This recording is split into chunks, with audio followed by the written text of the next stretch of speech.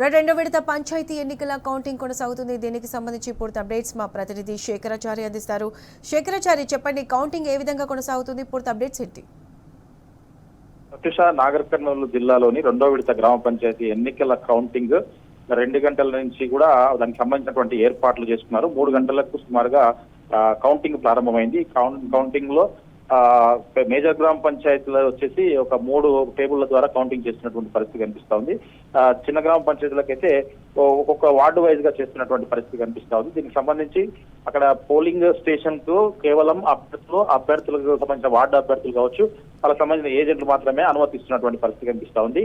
అయితే లోపల కౌంటింగ్ ఏదైతే జరుగుతా ఉందో అది దాని ఏం జరుగుతుంది లోపల అనే విషయం తెలుసుకునేందుకంటే కూడా బయట ప్రజలంతా కూడా, ఓటర్లంతా కూడా వేచి చూస్తున్నటువంటి పరిస్థితి కనిపిస్తా ఉంది. బయటికి సమాచారం ఎవరిస్తారన్న దాంట్లో వాళ్ళు తహతలాడుతున్నటువంటి పరిస్థితి కనిపిస్తా ఉంది. మొత్తంగా చూసినట్టయితే ఇక్కడ మేజర్ గ్రామ పంచాయతీలో అయితే కొంత వచ్చింది. ఒక వార్డు రిజల్ట్ బయటికి వచ్చిన వెంటనే వాళ్ళంతా కూడా టపాకాయలు కాల్చుతూ సంబరాలు కూడా చేసుకుంటున్నటువంటి పరిస్థితి కనిపిస్తా ఉంది. ఇక్కడ పూర్తిగా అంటే మేజర్ గ్రామ పంచాయతీల వద్ద బందోబస్తు ఏర్పాటు చేసినప్పటికీ కొంత ఉద్రిక్త పరిస్థితులు అయితే కనిపిస్తా ఉన్నాయి. ఇంకా బందోబస్తు పెంచాల్సినటువంటి అవసరం కూడా ఉంది. ఒక్కొక్క అంటే రాత్రి ఈ స్కూళ్ళ వద్ద ఉన్నటువంటి ఏదైతే పోలింగ్ స్టేషన్లు ఉన్నాయో లేట్ అవుతే మాత్రం ఖచ్చితంగా కూడా అక్కడ లైటింగ్ ప్రాబ్లం ఉంటుంది. విద్యుత్ వ్యవస్థ సక్రమంగా లేకపోతే కొన్ని ఇబ్బందులు కూడా ఏర్పడే అవకాశం ఉంటుంది. కాబట్టి ముందు జాగ్రత్తగానే అక్కడ లైటింగ్ కూడా ఏర్పాటు చేయాల్సినటువంటి అవసరం ఉంది. కొన్ని ప్లేస్లు అయితే ఆ ఇబ్బందులు తలెత్తే అవకాశం ఫస్ట్ ఫేజ్ లో చూసాం. మరి ఈసారి ఏర్పాట్లు ఒక్కొక్క దగ్గర ఒక్కొక్క రకంగా కనిపిస్తా ఉన్నాయి.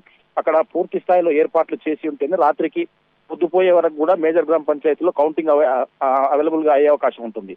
దాని తర్వాత రిజల్ట్స్ వచ్చిన తర్వాత ఉప సర్పంచ్ ఎన్నిక కూడా ఈ రోజే ఉంటుంది. కాబట్టి ఆ ఉప సర్పంచ్ ఎన్నిక కూడా సులువు అవుతుంది. లేదంటే దాన్ని వాయిదా వేయాల్సి ఉంటుంది. వాయిదా వేస్తే దాని తదనంతరం అనేక సమస్యలు వచ్చే అవకాశం ఉంటుందని చెప్పేసి ఈ రోజే పూర్తి చేయాలని చెప్పేసి కూడా కొంత ఆదేశాలు ఇచ్చినప్పటికీ మరి ఈ 2 గంటలకు ప్రారంభం కావాల్సినటువంటి ఏదైతే కౌంటింగ్ ఉందో అది కాస్త 3 గంటలకు కూడా స్టార్ట్ అయిందని చెప్పవచ్చు. చిన్న గ్రామ పంచాయతీలు అయితే కంప్లీట్ చేయొచ్చు, కానీ పెద్ద గ్రామ పంచాయతీలకు వచ్చేసరికి మాత్రం ఈ సమస్య చూసినట్టయితే ఈ కౌంటింగ్ నడుస్తున్నటువంటి క్రమంలో బయట అయితే అంచనాలు వేస్తా ఉన్నారు. బయట మా అభ్యర్థి గెలుస్తాడని చెప్పేసి ఏ పార్టీకి ఆ పార్టీ అంచనా వేసుకుంటుంది. వాళ్ళు కొంత గెలిచిన వాళ్ళైతే ఆనందంతో ఉత్సాహంతో ఉన్నారు. కానీ మొత్తంగా ఇక్కడ పరిస్థితులు అయితే కొంత ఉద్రిక్తత నెలకొనే అవకాశం ఉంది. భద్రత అయితే పెంచాల్సినటువంటి అవసరం ఉంది. మొత్తంగా చూసినట్టయితే నాగర్ కర్నూలు జిల్లాలోని 7 మండలాల్లో ఇటు తిమ్మాజిపేట, బిజినపల్లి, నాగర్ కర్నూలు, పెద్దకొత్తపల్లి, కోడేరు, కొల్లాపూర్, పెంట్లవెల్లి, ఈ దీంట్లో 147, 151 గ్రామ పంచాయతీలకు గాను 4 గ్రామ పంచాయతీలు ఇప్పటికే ఇనామస్ కాగా ఇప్పుడు 147 గ్రామ పంచాయతీలకు సంబంధించినటువంటి సర్పంచుల భవితవ్యం అంతా కూడా కాసేపట్లో తేలనుంది. దానికోసమే అంతా కూడా ఎదురు చూస్తున్నటువంటి పరిస్థితి కనిపిస్తా ఉంది. దానికోసమే ఇప్పుడు రిజల్ట్ కోసం చాలా మంది కూడా వెయిట్ చేస్తున్నటువంటి పరిస్థితి కనిపిస్తా ఉంది. దానికి తగ్గట్టుగా ఏర్పాట్లు చేశామని చెప్పేసి అధికారులు చెప్తున్నటువంటి పరిస్థితి అయితే కనిపిస్తా ఉంది. మొత్తం ఓవరాల్ గా మనం చూసినట్టయితే ఇక్కడ మేజర్ గా పెండ్లవెల్లి కావచ్చు, కొల్లాపూర్ కావచ్చు, తర్వాత కోడేరు, పెద్దకొత్తపల్లి, ఈ 4 మండలాల్లో సంబంధించినటువంటి కాన్స్టిట్యున్సీ దీంట్లో కొంత అంటే ఇబ్బందులకు గురి చేశారని చెప్పేసి కూడా బీఆర్ఎస్ నేతలు ఆరోపిస్తున్నటువంటి పరిస్థితి కనిపిస్తా ఉంది. రాత్రి సమయంలో కూడా విచ్చలవిడిగా మద్యం డబ్బులు పంచారని చెప్పేసి కూడా చెప్తున్నటువంటి పరిస్థితి కనిపిస్తుంది. ఏదేమైనప్పటికీ వాళ్ళకు సంబంధించినటువంటి అయితే ఓటింగ్ అయితే పూర్తిగా అయింది. కాసేపట్లో వాళ్ళ భవితవ్యం ఏందో తేలనుంది. దీనికి సంబంధించి ఎలాంటి అవాంఛనీయ సంఘటనలు జరగకుండా పోలీసులు అయితే బందోబస్తు చేసినటువంటి పరిస్థితి కనిపిస్తా ఉంది. ఫస్ట్ విడత మనం చూసినట్టయితే ఫస్ట్ విడత ఎలక్షన్ అయితే బీఆర్ఎస్ నాగర్ కర్నూలు జిల్లాలో స్వయంగా సీఎం సొంత మండలిలో కూడా పైచేయి సాధించిందని చెప్పవచ్చు.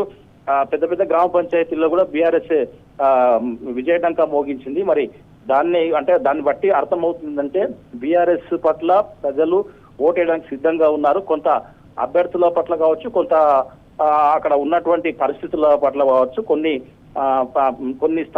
గ్రామ పంచాయతీలు ఓడిపోయినప్పటికీ కానీ మేజర్ అంటే పెద్ద పైచేయి మాత్రం సాధించి మాత్రం బీఆర్ఎస్ అనేది కూడా స్పష్టంగా ఫస్ట్ విడతలో అర్థమవుతుంది. అదే తరహాకు మించి ఇప్పుడు కూడా రిజల్ట్ వచ్చే అవకాశం ఉందని చెప్పేసి కూడా పలువురు అంచనా వేస్తున్నటువంటి పరిస్థితి కనిపిస్తా ఉంది. అయితే ఇక్కడ లోకల్ స్థానిక సంస్థల ఎన్నికలు కాబట్టి ఇక్కడ ఈ సింబల్స్ వేరే ఉంటాయి. అదే పార్టీకి సంబంధించిన సింబల్ ఉంటాయి. ఈ పార్టీకి బీఆర్ఎస్ అత్యధిక స్థానాల్లో గెలుపొందే అవకాశం ఉంటుంది. ఈ లోకల్ కి సంబంధించినటువంటి లోకల్ బాడీస్ ఉన్నటువంటి సింబల్స్ దాంట్లో పూర్తి స్థాయిలో కొంత అవగాహన ఉన్న వాళ్ళు కరెక్ట్ చేస్తా ఉన్నారు. చాలా మటుకు కూడా ఓట్లు అంటే ఏదైతే బ్యాలెట్ పేపర్ పైన ఖాళీ బ్యాలెట్ పేపర్లు కూడా బూత్లో అంటే నమోదవుతా ఉన్నాయి. అంటే ఓటు పైన అవగాహన ఇంకా పూర్తి స్థాయిలో వాళ్ళకు కలగలేదని కల్పించలేదని మనకు స్పష్టంగా అర్థమవుతా ఉంది. కొన్ని బ్యాలెట్ పేపర్లు అసలు ఓటే వేయకుండా నమోదవుతున్నాయి అంటే దాన్ని బట్టి పూర్తి స్థాయిలో సింబల్ పూర్తిగా అర్థం కావట్లేదు, లేదంటే లోపల వేయడానికి ఇబ్బంది పడ్డారు, ఆ సింబల్ వాళ్ళకి తెలియదు, లేదంటే ఓటేయడం పైన అవగాహన సరిగ్గా కల్పించలేదని చెప్పేసి మనకు స్పష్టంగా అర్థమవుతా ఉంది. దాని తర్వాత ఇక్కడ ప్రచారంలో వినూత్నమైనటువంటి ప్రచారం చేస్తూ ఉంటారు గ్రామాల్లో. చివరి గుర్తు మాదే అని కూడా చెప్పే పరిస్థితుల్లో కొంతమంది ప్రచారం చేసినటువంటి పరిస్థితి. చివరి గుర్తు అనేసరికి చివరిలో ఏముంటుంది, నోటా ఉంటుంది. అది నోటానా లేదంటే వేరే సింబల్ అని కూడా చూడకుండా చాలా మంది కూడా నోటాకి వేసినటువంటి పరిస్థితులు కూడా కనిపిస్తా ఉన్నాయి. ఇట్లా కానీ ప్రతి గ్రామ పంచాయతీలో కావచ్చు, ప్రతి వార్డులో కావచ్చు, ఈ నోటాకు కావచ్చు, లేదంటే కొన్ని ఎంటీగా ఏమి ఓట్లు లేకుండా కూడా కొన్ని ఓట్లు నమోదవుతాయని చెప్పేసి కూడా అక్కడ లోపలికి వెళ్ళినటువంటి ఏజెంట్లు చెప్తున్నటువంటి పరిస్థితి కనిపిస్తా ఉంది. గత ఫస్ట్ ఫేజ్ కూడా చూసాం, చాలా గ్రామ పంచాయతీలో చాలా ఓట్లు కూడా ఫెయిల్ అయినటువంటి పరిస్థితి కనిపించింది. దీనిపైన పూర్తి స్థాయిలో అంటే మూడో విడతకైనాకే అవగాహన కల్పించాల్సినటువంటి అవసరం అయితే ఉంది. మొత్తంగా కాసేపట్లో ఎవరైతే ఈరోజు అభ్యర్థులు ఉన్నారో, పోలింగ్ ముగిసింది కాబట్టి, కౌంటింగ్ స్టార్ట్ అయింది కాబట్టి వాళ్ళ భవితవ్యం కాసేపట్లో తేలనుంది. మరి గెలిచిన వాళ్ళంతా కూడా కొంత సంబరాలు మునిగిపోతా ఉన్నారు. ఏదేమైనప్పటికీ బీఆర్ఎస్ పైచేయి సాధించే అవకాశం అయితే స్పష్టంగా మనకు ఉన్నటువంటి సమాచారం అయితే కనిపిస్తా ఉంది. Pratyusha. Right Shekharachari, thanks for the updates.